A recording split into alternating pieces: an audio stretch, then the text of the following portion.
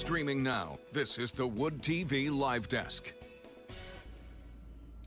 And good morning, everyone. Phil Penarski here with the Wood TV Live Desk. Hope you're having a fantastic start to your Thursday. Confluence is back this weekend as part of Tech Week here in Grand Rapids and also Art Prize. And we're very excited to preview this exciting festival that bridges music, technology, everything really all into one place. Brian Cohen, the Executive Director of Confluence, is here today joining me on the Live Desk. Brian, thank you so much for being here this morning. Hey, Phil. Thanks for having me. Absolutely. And, just kind of getting started off for people that maybe are venturing to Grand Rapids as part of Art Prize and are now kind of, seeing all these signs for Confluence coming up that starts tomorrow, for them that maybe aren't familiar with it, what exactly is Confluence? Kind of explain it for us. Yeah, absolutely. So Confluence is a two-day festival that looks at art, music, science, and technology, and more specifically, innovation within each of those areas. And we explore what happens when innovation in one of those areas overlaps with innovation in another. What sort of positive things can come about that? So for instance, on the music side, we have musicians who have 1 foot in music, but 1 foot in one of our other pillars. So people who are doing interesting things with technology, or people who are doing interesting things with art in terms of their stage show and things like that. So all of our programming elements integrate that idea of overlap.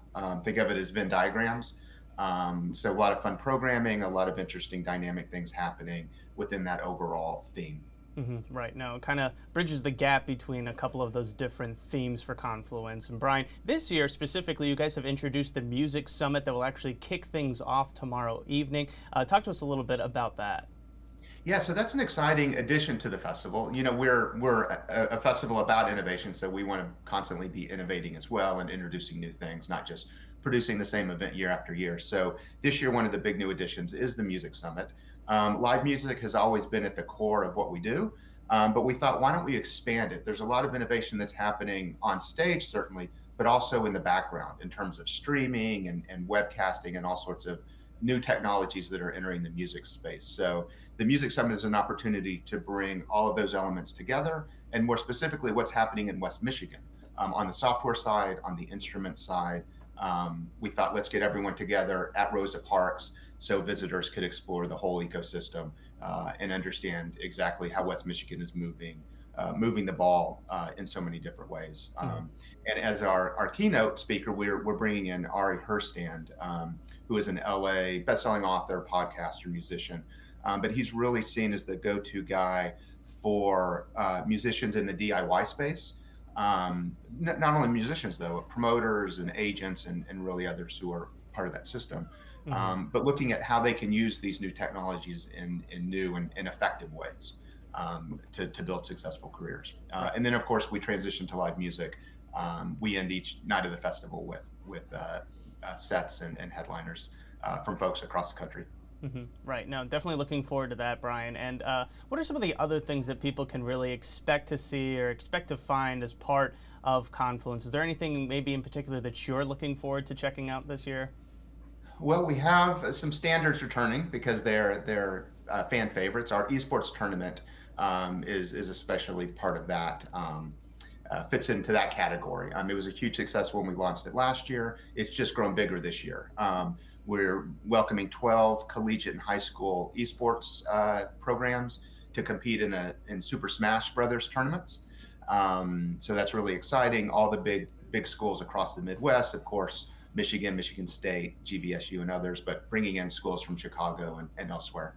And that all happens outside, which is a unique part of the festival as well. Esports, as you may know, usually happens inside arenas, behind closed doors.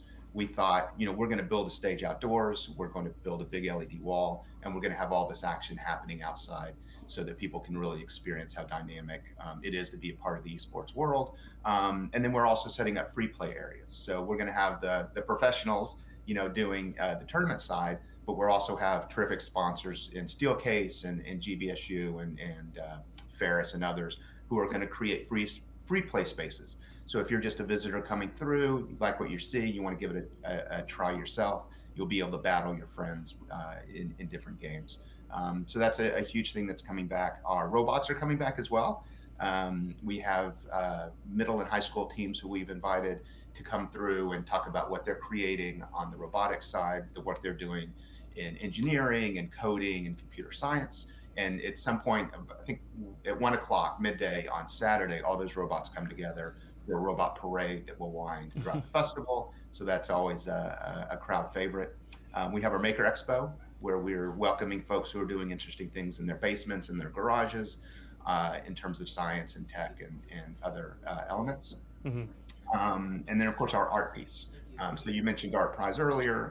September is certainly a great time for art in Grand Rapids, and we're part of that as well. But we look at primarily the innovation that's happening on the digital side. So we have a terrific artist, Brian Alexander, who will be presenting 37 of his works, in terms of different ways that he's producing video, really cutting edge, in terms of sonic creations and things like that. So really excited to have that be an important part of Confluence as well.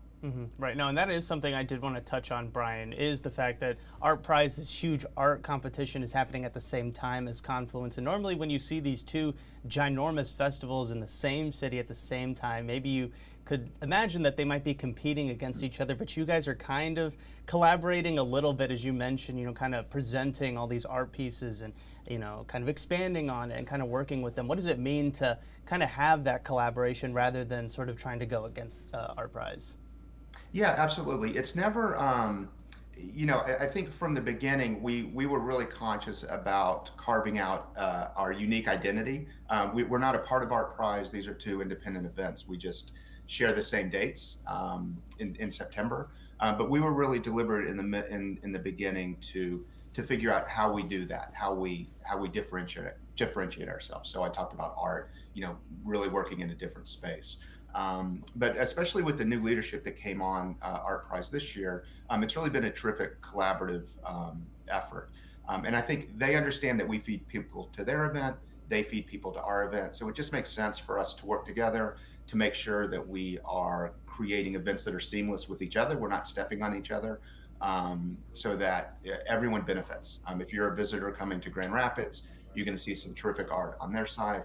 You're going to see some terrific pieces on our side as well, and all of these other elements that we've been talking about. So I think it's just a win-win for the city. It's a win-win for visitors who are just going to have a lot of really incredible things to choose from if they're in Grand Rapids this weekend. Right. No, it's going to be a very exciting weekend here in Grand Rapids. And Brian, before we let you go, we do appreciate you coming on, but talk to us. We want to turn the floor over to you and give you the final word. Why should people check out Confluence? It kicks off tomorrow evening and lasts all Saturday long. So just kind of talk about, make your final pitch out to people. Why do you think they need to come out to Confluence this year? Yeah, absolutely. I think the easiest one and the easiest sort of pitch is that it's free. This is a very this is a very significant festival, but it's all free. There's no tickets. There's no barriers to entry, and we made that a specific decision early on as well. We were going to get everything sponsored so that we could provide this sort of programming without a cost. So that's the first thing. It's easy to get to. The second is just the range of programming. And we really hit all demographics. We've got a future innovator zone with STEAM activities that are focused on kids of all ages.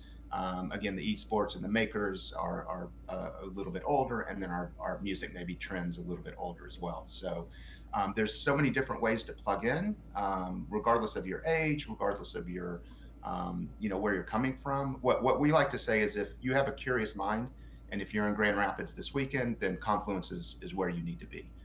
Again, because we just have so many incredible, dynamic things happening that it's impossible for somebody to say, yeah, this isn't really for me. We think there's something for everyone. Right, absolutely. All right, Brian. Well, we do appreciate you coming on today, and I want to remind everybody that if you have any questions and you want to learn a little bit more about what's happening at Confluence this year, or you want to check out the schedule of all the itinerary, all the events that are going on, you can find all of that right now over on our website, woodtv.com. If you're watching us on Facebook, just click that link in the description box or the comment section. It'll take you directly there. Brian, one last time, thank you so much for coming on today. We really do appreciate it. Thanks, Phil. I enjoyed it. Of course, yes. And I want to thank everybody else for tuning into this latest edition of the Wood TV Live Desk. I'm Phil Penarski, and we hope you have a great rest of your day.